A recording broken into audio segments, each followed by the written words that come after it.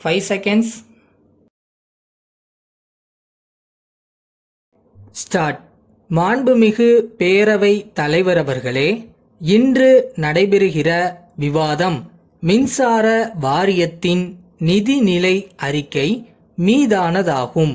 இந்த விவாதத்தில் நான் பங்கேற்று பேசுவதற்கு வாய்ப்பளித்ததற்காக தலைவர் அவர்களுக்கு என் நன்றி கலந்த வணக்கத்தை முதற்கண் தெரிவித்துக் கொள்கிறேன். மின்சார வாரியம் நல்ல முறையில் பணியாற்றி வருவதற்கு காரணமாயிருக்கிற மாண்புமிகு அமைச்சர் அவர்களையும் அந்த துறையில் பணியாற்றி வரும் பணியாளர்களையும் நான் பாராட்ட கடமைப்பட்டிருக்கிறேன் என்பதை கூறிக்கொள்ள விரும்புகிறேன்.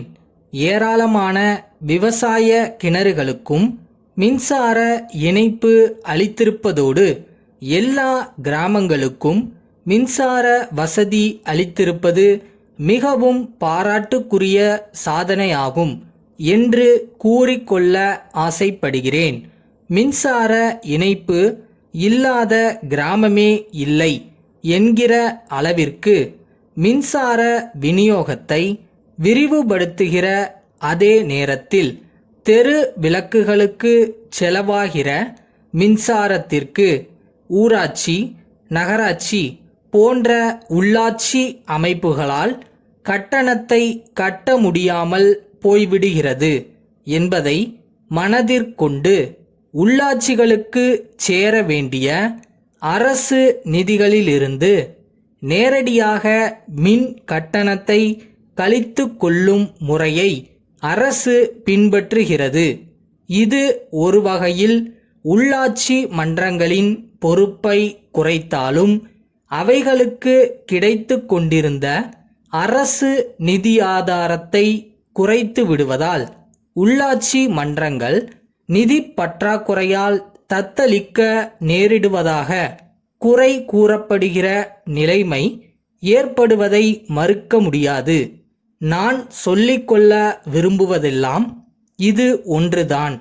தெரு விளக்குகளுக்கு எடுத்து கொள்ளப்படும் மின் சக்திக்கான கட்டணத்தை அரசே ஏற்றுக்கொண்டு உள்ளாட்சி மன்றங்களின் நிதி பற்றாக்குறையை ஓரளவுக்காவது ஈடுகட்ட வழிவகை காண வேண்டுமென்று இந்த அரசை வேண்டி விரும்பி கேட்டுக்கொள்கிறேன். அடுத்தபடியாக நான் வலியுறுத்தி கூற ஆசைப்படுவது என்னவென்றால், நாம் மிகவும் பரவலாக மின்சார விநியோகத்தை செய்திருக்கிறோம் என்று பெருமிதம் அடைகிற நேரத்தில் மின்சார தட்டுப்பாடு ஏற்படுவதையும் மனதில் கொள்ள வேண்டியது அவசியம். உற்பத்தியாகிற மின் சக்தியை விட அதிகமான தேவை ஏற்படும்போது பற்றாக்குறை ஏற்படத்தான் செய்யும். அப்படிப்பட்ட நிலை உண்டாகிற சமயத்தில் மின்சார உற்பத்தியை பெருக்கக்கூடிய வகையில் புதிய மின் உற்பத்தி திட்டங்களை உடனுக்குடன் வகுத்து விரைவில் நிறைவேற்ற வேண்டும் என்று எடுத்து கூற பெரிதும் விளைகிறேன். மழையை நம்பியிருக்கும் புனல் மின்சாரத்தையும் நிலக்கரியை நம்பியிருக்கும் அனல் மின்சாரத்தையும் பெரிய அளவில் சார்ந்திருக்காமல் சூரிய ஒளியிலிருந்தும் காற்றாலைகளிலிருந்தும் மின்சார சக்தியை உற்பத்தி செய்ய மேலும் அதிகமான அளவில் முயற்சி மேற்கொள்ள வேண்டியது அத்தியாவசியமானதாகும் என்பதை இந்த நேரத்தில் குறிப்பிட்டு கூற பிரியப்படுகிறேன்.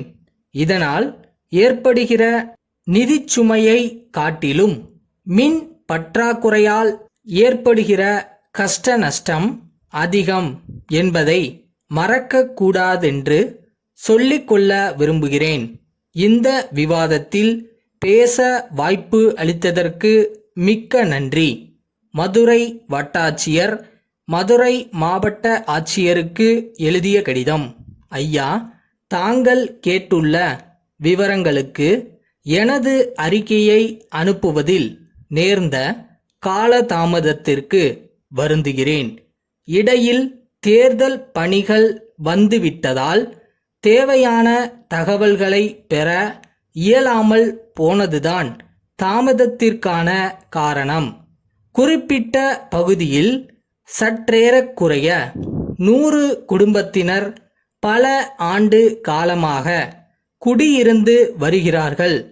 குடிசைகள் மட்டுமல்லாமல் செங்கற்களான சுவர்கள் கட்டி நிரந்தரமான கட்டிடங்களும் அமைத்து கொண்டு வாழ்ந்து வருகிறார்கள். அவர்கள் தங்களுக்கு பட்டா வழங்க வேண்டுமென்று பலமுறை கோரிக்கை வைத்துள்ளதாக தெரிகிறது.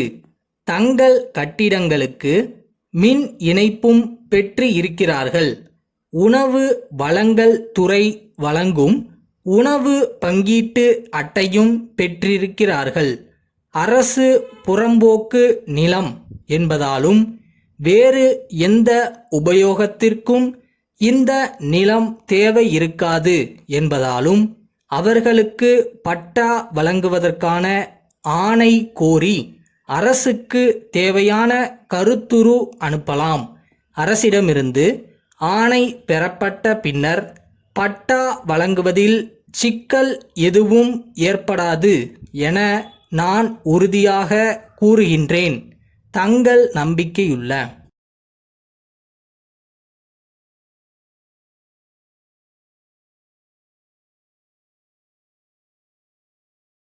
ஸ்டார்டிங் எப்பயுமே கொஞ்சம் கஷ்டமாக தான் தெரியும். அதுக்காக நம்மளால் இது முடியுமான்னு யோசிக்கிற அளவுக்குலாம் போயிடாதீங்க. காலம் எல்லாத்தையும் பார்த்துக்கிறோம்.